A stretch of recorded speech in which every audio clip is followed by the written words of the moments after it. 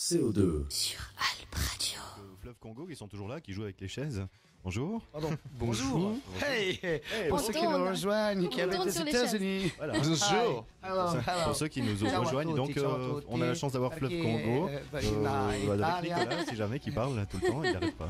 Il est assez imperturbable. Maintenant, il parle italien, anglais et tout, c'est bon? Tu veux passer par l'arabe? Le russe peut-être. Voilà, montre bien le salut au micro, s'il te plaît. Voilà. C'est mieux que transformiste à la radio. Exactement. il fera bien beaucoup de choses, ce Nicolas, il nous surprendra toujours. Parlons un petit peu de votre parcours musical avec Fleuve. Hein. On peut parler un petit peu de la discographie. Combien vous avez d'albums, grosso modo, officiels, on dira? Votre actif. À votre actif. Non, je le crois Il nous pas en reste encore 580. On cherche des preneurs. Ah d'accord, ouais. Mais vous avez essayé de les vendre sur eBay? 5 5 officiels. Il y a un sixième qui n'est jamais sorti, qui est un collector, qu'on garde jalousement, mais qui n'a pas vu et qui aurait dû s'appeler La Muse-Gueule. Ah, La Muse-Gueule, joli. Pour quelle raison, si c'est pas indiscret, vous le gardez sous le coude ou vous le sortez pas? À l'époque, on avait un bassiste qui venait d'arriver, Blaise, et c'était un mécano déjà, un mécano dans l'âme, un mécanicien de formation, etc. Et il aimait que les choses soient parfaites. Précise. Et très honnêtement, il y avait une partie live, une partie enregistrée en studio, et c'était pas... Il nous avait convaincus comme quoi c'était pas... Comment dire, à la hauteur pour vraiment faire quelque chose qui serait publié. Mm-hmm. Donc voilà. Donc il était trop indulgent, on dira. Non, pas indulgent. Perfectionniste. Perfectionniste, voilà, c'est ça. Je cherchais. Il avait ce côté perfectionniste, ouais. Et on avait une très jolie fourre, en plus on avait tout. Hein. C'était le graphisme d'Alexine qui avait fait un pique-nique. Justement un truc avec l'œuf au plat. À l'œuf au plat, exactement. Sur la pochette, il y avait un œuf au plat. Alors, oui, En fait, le CD c'était un œuf en omelette. D'accord, ouais. Et puis dessus il y avait une... Oui, exactement, sur une très jolie petite nappe de pique-nique, un petit peu vert comme ta robe. Oui, végétal un peu. Blanc comme ton t-shirt, enfin comme il l'était avant, en début d'émission. Voilà. Sympa. D'accord. Donc, une autre question. Oui, tu m'as parlé donc hors antenne des albums officiels, donc t'en as 5,5 puisqu'il y a celui-là qui est pas sorti. Et des non officiels, vous avez sorti quelque chose? Comment ça se passe? Vous avez fait des EP, des démos, des albums. Ouais, des supports qu'on pourrait écouter, mais avec des titres. Comment tu dis? Je trouve pas le mot. Tu me troubles avec mon pull blanc. Des titres cachés. Ouais, pas des titres cachés, mais inédits un peu en quelque sorte. Des bonus. Il y en a un sur un album. Si t'attends 12 minutes, je crois 8 ou 12 minutes, à la fin il y a un morceau. Vous faites partie des artistes qui font ce genre de trucs super chiants. On a fait ça une fois. C'est ça. frustrant, C'est le truc où tu t'endors et puis il y a une porte qui s'ouvre. La porte qui s'ouvre chaque fois, puis il y a à chaque fois un musicien qui arrive puis qui rajoute. C'est la chanson un peu baloche, Nischnit, Pilusit, non? Oui, exactement, c'est une chanson en suisse allemand. D'accord. En Berndeutsch pour être précis. Je trempe mon pain dans le fromage. C'est juste. Oui. Ah ouais, d'accord. Avec. Comme quoi la vie, est-ce qu'elle peut être plus dure qu'un Bas der Leckerli? En fait, l'idée c'était de mettre des trucs qu'on connaît tous en suisse allemand et puis d'en faire une espèce de chansonnette. Donc tout est passé, je crois, Rouri, Rachli, tous. Non, tous ces mots bien typiques. Et puis aussi Togenburger Bibeli. Tu sais, c'est ces petits trucs avec du. Il n'y a pas de demande dedans. Et on l'a joué une fois dans un festival sur les Hauts-de-Berne. Ah ouais. Mais... Ils ont rien compris. Et ils ont tellement rien compris. Et ça a tellement changé le concert qu'après, on a eu le sentiment qu'à un moment donné, ils nous regardaient en se disant: mais les gars, vous ne serez pas juste en train de vous foutre de notre gueule qu'on l'a plus jamais joué. Donc on essayait chaque fois d'interagir en allemand, puis en fait ils parlaient très bien français. Donc... La honte.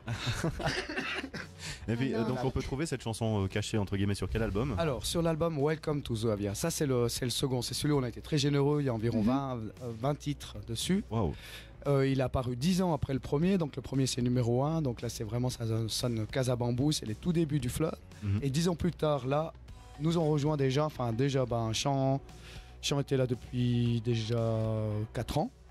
Ensuite, il y a l'apparition des cuivres. Et c'est un peu l'équipe, on va dire, l'actuelle d'il y a peu, voilà, depuis Welcome to Zoavia, donc en 2005. Ouais. 2004-2005. Ensuite, on est parti dans un truc qui s'appelait Smaila, qui nous a vraiment procuré. C'est drôle parce que c'est l'album le plus mal fait et celui qui nous a donné le plus de concerts. Ah voilà. Et ensuite, on a voulu monter la barre plus haut et puis on a eu la chance de pouvoir retravailler avec David Weber des Forces Motrices de Genève. Donc du coup, on est rentré un peu en contact plus avec le monde de Genève. On a chaque fois été un petit peu plus loin. Et puis le dernier, donc Elixir, c'est quelque chose où on a eu vraiment un énorme travail, on va dire, en interne. À travailler au sens d'une recherche. On a vraiment beaucoup planché.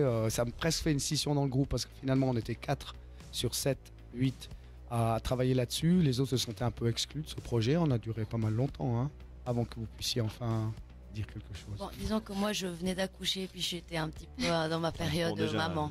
Voilà, les circonstances atténuantes. Voilà. Déjà. Il y avait autre chose. Et puis là, on a pu bosser avec une célébrité du monde vraiment dans le reggae, etc. Jim Fox, qui est donc à Los Angeles. Non, il n'est pas à Los Angeles. Ce truc, on confond toujours parce qu'il y a District et puis Ville. Ah, Washington, merci. ouais. Qui sont à l'opposé des États-Unis, d'accord. Voilà, exactement. Et c'était aussi à chaque fois une superbe expérience. Donc, ces albums sont étalés, on en a eu plus depuis, on va dire, 2005. D'accord. Et les textes, qui les écrit? Est-ce que c'est toi, Nicolas ou... C'est Chantal, en fait. C'est vrai, ou peut-être tous ensemble Oui. Le trône porte conseil, on dit. C'est C'est Nicolas. Et du coup, tu t'écris tes textes, tu t'es inspiré, tu étais dans des états d'esprit, comment Ça dépend ce que Chantal me dit. Si elle me dit ça, tac, j'ai fait un truc. Ah d'accord, tout dépend en fait de Chantal. Je suis une muse, la muse gueule, c'est moi. Ah, c'est toi. Exactement. L'album, malheureusement, qui n'est pas bah voilà. divulgué. Non, écoute, alors ça dépend toujours, c'est facilement un petit peu des portraits. C'est on va dire, c'est traité de façon relativement poétique, c'est pas beaucoup du premier degré, pas vraiment. Et puis, typiquement le dernier album, là, Elixir, ça a été volontairement fait à la fin pour mettre vraiment la musique en avant. Puisqu'on avait beaucoup pris de temps. Et puis encore, même dans l'écriture, c'était le souci d'avoir des mots qui étaient un peu chantants, si on veut. C'était plus pour leur résonance que pour leur sens, même si à chaque fois il y a un sens finalement. Mais il y a très peu de gens qui finalement parlent des textes. C'est très rare. Même ceux du groupe, ils savent pas. Oui, absolument. Bon, après, les textes, c'est quand même quelque chose de super personnel aussi, étant donné que toi, tu vas poser un texte sur une chanson, tu l'écris, c'est par rapport à peut-être tes expériences personnelles, ou par rapport à ton vécu ou ton état d'esprit. Est-ce que, un texte ne peut pas parler à tout le monde, mais il va par contre parler différemment à chaque personne. Ça dépend de l'interprétation de la personne qui écoute. Justement, je pense par rapport, comme tu dis, l'interprétation, elle permettrait finalement de se concentrer sur des mots un peu poétiques et des images qui font qu'après chacun fait son cheminement des fois, toi, tu interne. traduis en fait tes textes, parce que moi j'avais compris totalement d'une autre façon. Ah, t'écris en allemand? Non, c'est ça qui Mais tu sais, est intéressant. La particularité de la langue française, c'est que les mots français ont un poids. Donc on vient d'un patrimoine où on a eu l'habitude d'écouter beaucoup les mots quand on nous parle, et y compris dans ce côté troubadour, qui est vraiment, c'est inscrit dans la francophonie, et puis on écoute les textes facilement. Ce que la culture anglophone, on me l'a expliqué, n'a pas du tout. Ouais, alors c'est ce qui explique des textes vraiment des fois niais. Si tu les traduis, message tu crois dans pas. une bouteille. Et pourtant, c'était un tube. mais voilà, les anglophones n'ont pas cette approche. Ça leur est égal en fait. Ils n'attachent pas trop d'importance, même s'il y aura des chanteurs à texte. La difficulté du français, c'est notre historique, notre patrimoine, qui fait qu'on va écouter et vouloir comprendre. Alors on s'est vraiment heurté à plein de fois où chaque fois, ouais, c'était bien, mais on comprenait pas les textes. Dommage. Et finalement, tu te dis, là, comme c'est pas vraiment de la chanson à texte, on va choisir quelque chose d'un peu plus poétique et puis chacun chope une image. Il faudrait réussir à avoir cette nouvelle approche finalement des textes. Mais il y a des groupes qui ont très bien réussi ça, qui sont extraordinaires, comme, je sais pas, Dionysos, qui partent vraiment dans l'image et puis voilà. Et du coup, tu cherches pas de sens. Et puis, si t'as pas vraiment compris le mot, c'est pas grave. Je pense qu'un concert, c'est plus agréable que si t'as l'impression de donner un message. Et les gens vont dire, mais c'est dommage, j'entends pas ce que tu veux dire. Parce qu'il y aura cette parade qu'on a trouvée dans les 2 derniers albums facilement, qui fait que le refrain est facilement en anglais parce que ça sonne moins cucu.